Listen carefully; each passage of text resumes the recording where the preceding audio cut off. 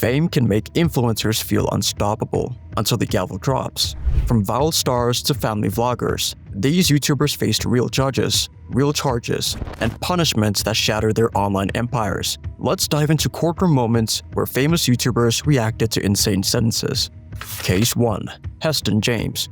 Context of the crime. Heston James was never just another food vlogger. He built his following by making restaurant staff squirm, sometimes in good fun, but other times pushing things too far. His signature move? Turning a dinner out into a full-on spectacle. Loud jokes, messy roast challenges, and wild dares drew millions to his channel. For some, it was hilarious. For others, it crossed the line. By the start of 2024, Heston's Miami tour had fans buzzing and business owners on high alert. His latest stunts started like any other. He and a group of friends bounced into a busy South Beach restaurant, cameras rolling. They made jokes at the host's expense, took over a table, and started filming wild dares for social media. But this time, something changed. Within minutes, Heston's mood flipped from playful to rude. He started hurling insults, poking fun at servers, then throwing drinks, literally.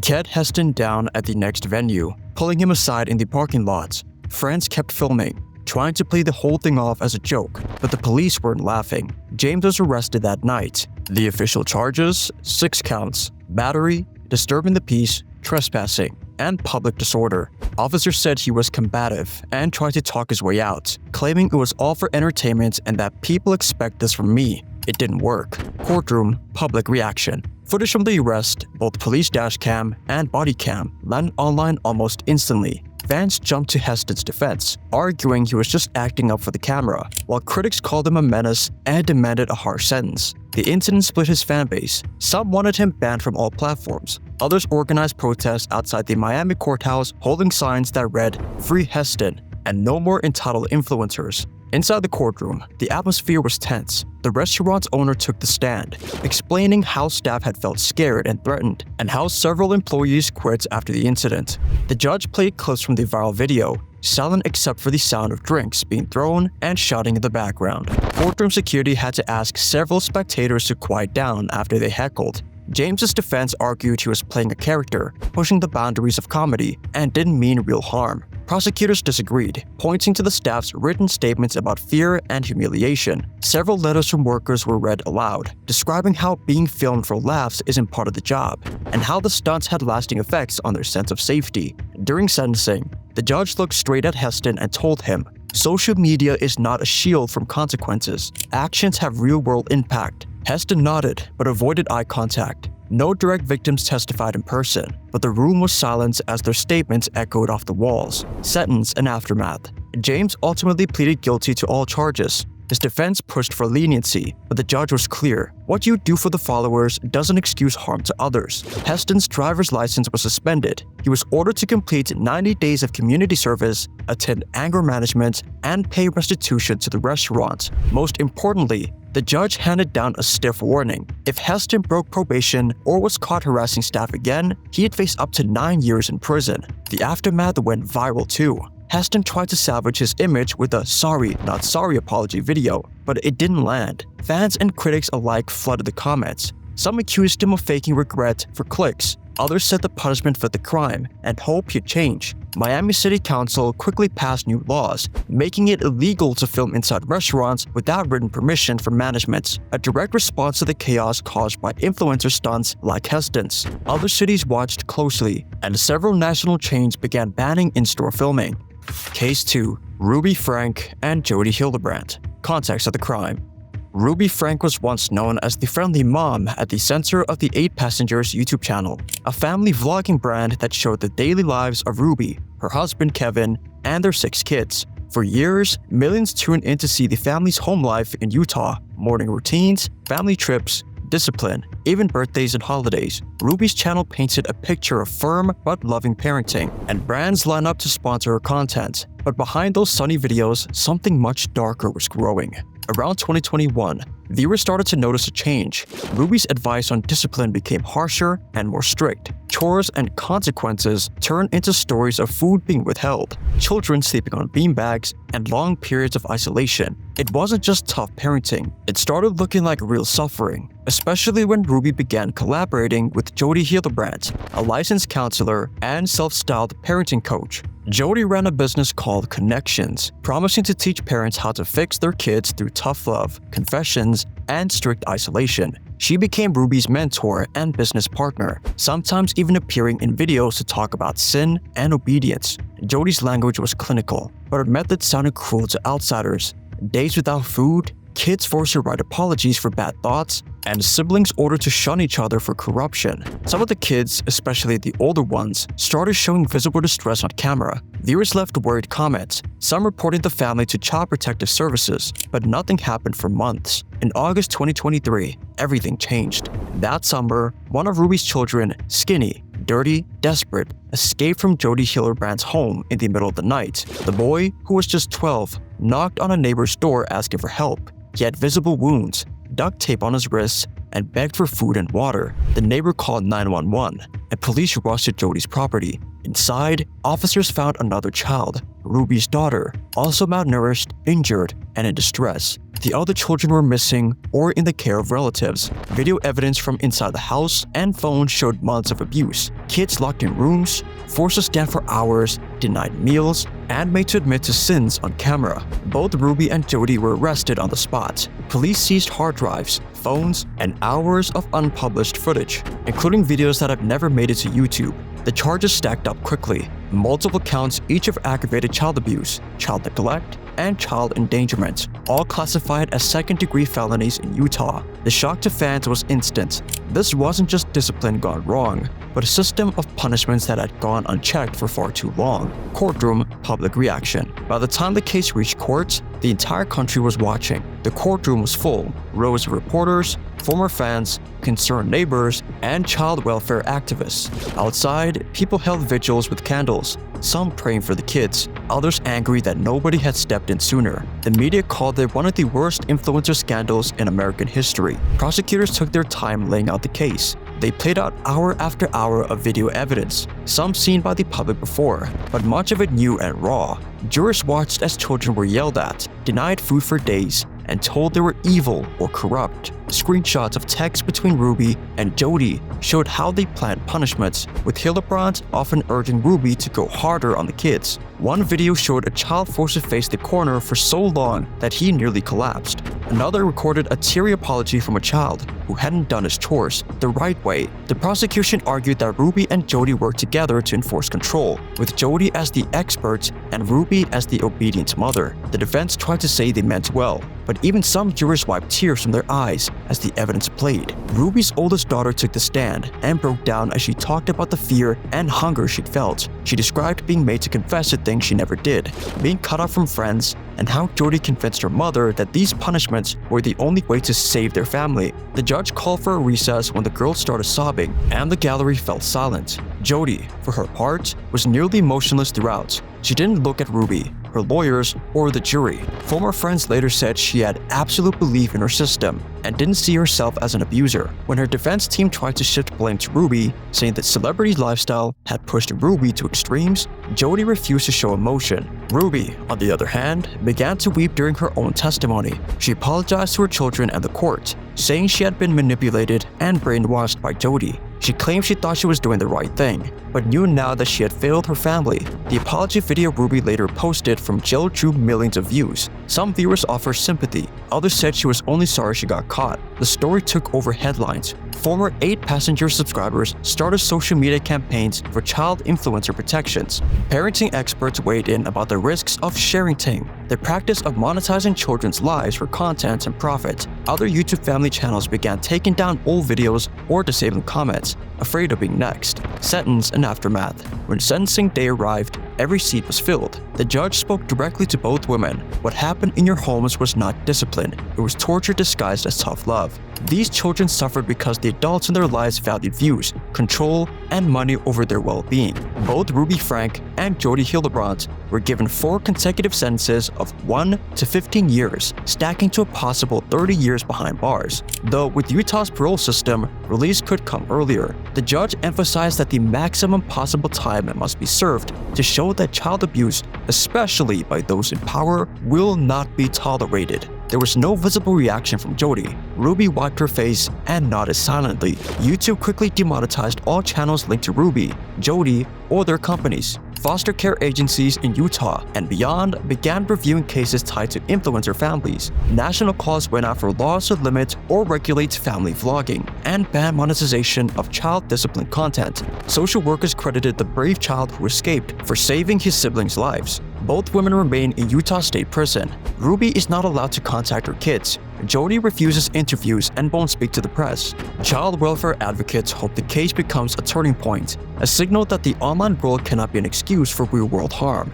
and that when cameras are on, justice will still be watching. Case 3. Nikita Dragun. Context of the crime. Nikita Dragun, one of the most talked about beauty influencers on YouTube and TikTok, had built her brand around bold makeup, big personality, and unfiltered moments. She's no stranger to controversy, but her Miami arrest in November 2022 turned into one of the most debated influencer incidents in recent memory. It all started at the Good Time Hotel in South Beach, where Nikita was attending a late-night pool party after a major music event. According to witnesses, she walked through the hotel pool area completely naked, talking loudly and making a scene. Hotel security tried to intervene, but Nikita only got more defiant, allegedly throwing a water bottle at both hotel staff and responding police officers. Miami Beach police were called, and things escalated. The officers arrested Nikita for felony battery on a law enforcement officer, misdemeanor disorderly conduct, and misdemeanor battery. By then, dozens of bystanders had pulled out their phones, and social media was already buzzing about something wild happening at the pool. The body cam footage would soon go viral, but the real storm was just getting started. At the station, police processed Nikita as male according to her legal documents, which led to her being held in the men's unit at Turner Guilford Knights Correctional Center. The cell block placement was not just an issue for Nikita, but a flashpoint for activists, fans, and journalists across the country. Courtroom, public reaction. The next day, Nikita's bond hearing was broadcast online, and that's where things exploded. Wearing a baggy jail jumpsuit, looking shocked and tired, Nikita spoke up during her virtual court appearance and asked, "Do I have to stay here in the men's unit still?" The question hung in the air for a second. The judge explained the jail would make the final determination, but refused to move her immediately. Clips from that hearing were chopped up and spread all over TikTok, Instagram, Twitter, and YouTube within hours. Some viewers were angry that Nikita was being held with men. Others rolled their eyes and said she was only trying to stir up drama for attention. In the comment sections, the debate raged on. Was Nikita a victim of a broken jail system, or was this just another influencer breakdown on public display? LGBTQ+ advocates quickly weighed in, pointing to the risks trans women face when locked up in men's jails. The hashtag #JusticeForNikita and #ProtectTransWomen trended for days, drawing statements from big-name celebrities, activists, and fans. On the other side, critics and some conservative news outlets called the whole episode a distraction and accused Nikita of playing the victim. Meanwhile, the footage of Nikita's wild poolside behavior, her walk, the water bottle, the hotel's chaos played again and again on news sites. Some fans felt bad for her, saying she was going through a tough time. Others said the influencer lifestyle was taking its toll, pointing to the risks of always living life online. Sentence and aftermath. After spending the night in jail, Nikita was released on a $2,000 bond. Her lawyers made a statement to the press about her mental health struggles and her traumatizing experience behind bars. As of this script's timeline, the felony battery and disorderly conduct charges are still pending. No trial date has been set yet. The story didn't end with Nikita's release. Miami-Dade faced growing pressure to update jail policies for transgender detainees, promising to review how inmates are housed and processed. human rights groups demanded changes, saying Nikita's case showed how outdated and risky the current system can be. Back online, Nikita posted a short video thanking her fans for their support and talking about her nightmare experience. The comment section quickly divided. Some people accused her of turning a legal mess into content. Others saw her as a symbol of the struggle trans women face in the justice system. Either way, the debate didn't cool off. If anything, it set the internet on fire. Case 4. Sarah Boone. Context of the crime. Sarah Boone was a 47-year-old living in Winter Park, Florida, when a so-called prank turned into one of the most disturbing murder cases in years. On a quiet February night in 2020, Boone filmed her boyfriend, George Torres Jr., climbing into a large suitcase inside their apartment. The video, later played in court, showed him struggling as the suitcase zipped closed. At first, Boone joked with George, saying, "For everything you've done to me," but the tone quickly shifted. George began begging for help, saying he couldn't breathe. Boone, sounding half amused, recorded his desperate cries and then left the room. According to her later statements, she went upstairs, drank wine, and fell asleep. By the time Boone woke up the next morning and opened the suitcase, George was dead. He had suffocated in the heat and confined space. The phone evidence was damning, catching the exact moment when a prank stopped being funny and became fatal. Courtroom reaction. Sarah Boone was arrested and charged with second-degree murder. Her trial became a national spectacle, mostly because of the chilling video evidence. Prosecutors played the videos in court. You could hear George's muffled pleas and Boone's indifferent answers. The courtroom gallery gasped as the footage rolled, and some people even left the room in tears. Nobody expected to hear the last moments of a man's life in such detail. Boone's defense argued that it was an accident. They claimed both she and George were drinking, that the prank went too far, and she never intended to hurt him. But prosecutors brought up a history of arguments between the two, pointing to text messages about fights and claims of abuse on both sides. George's family sat in the front row, holding each other. When it was their turn, his mother and sister delivered emotional statements about the pain and loss, describing George as someone who deserved better. Boone's behavior in court was also a point of interest. She changed lawyers 9 times and, at one point, decided to represent herself, leading to confusion and delays. Sentence and aftermath. In October 2024, after weeks of testimony, a jury convicted Sarah Boone of a second-degree murder. When sentencing came down in December, the judge handed Boone a life sentence with no chance of parole. Prosecutors revealed that Boone had been offered a deal, 15 years in prison if she pleaded guilty, but she rejected it, believing she could convince the jury it was an accident. The public response was fast and intense. Florida's legal system came under review for how it handles cases involving odd or unique legal defenses. Some lawmakers pushed for clearer guidelines on prank gone wrong claims, especially when there's video evidence. True crime YouTube channels and TikTok creators picked apart every moment, with many calling the sentence justified given the suffering captured on Boone's phone. Sarah Boone remains in prison, with no appeals pending at this time. George's family has since filed a wrongful death lawsuit. For a moment, everyone online seemed to agree. Some lines should never be crossed, even for a joke or a viral video. Case 5. Katie Sorensen. Context of the crime. In December 2020, Katie Sorensen was just another mom on Instagram sharing parenting tips, toddler stories, and relatable videos. She had a small following, mostly other parents in Sonoma County, California. But all of that changed overnight with a single and now infamous post. On a chilly day, Sorensen walked into a Michael's craft store in Petaluma with her young children. After shopping, she got in a car and, still visibly shaken, opened Instagram and started filming. She claimed that a Latino couple had tried to kidnap her children right there in the parking lot. She described how the pair, strangers to her, supposedly followed her around the store, lurked behind displays, and then made their move. When she got to the car, Sorensen's video was filled with nervous energy and motherly fear. She warned her followers, "You can never be too careful." Her video went viral, fast. Within hours, it was picked up by the local Facebook groups and news stations. Followers and concerned parents reposted and commented, "How terrifying! Thank you for sharing." Local police took notice. Within days, officers interviewed Sorensen, who repeated her story, this time with added details. She now said the couple tried to grab her stroller, but what Sorensen didn't know was that Michaels had crystal clear security footage, and the couple she accused, Eddie and Sadie Martinez, had receipts and witnesses to back them up. Police reviewed the tapes, which showed Eddie and Sadie never spoke to Sorensen, never touched her, never even going close to her children. children. The story started to unravel when the Martinez family was publicly identified and their faces appeared on the news. They were bombarded with angry calls and messages, accused by strangers of being child snatchers. Their world turned upside down, all because of a lie. Courtroom public reaction.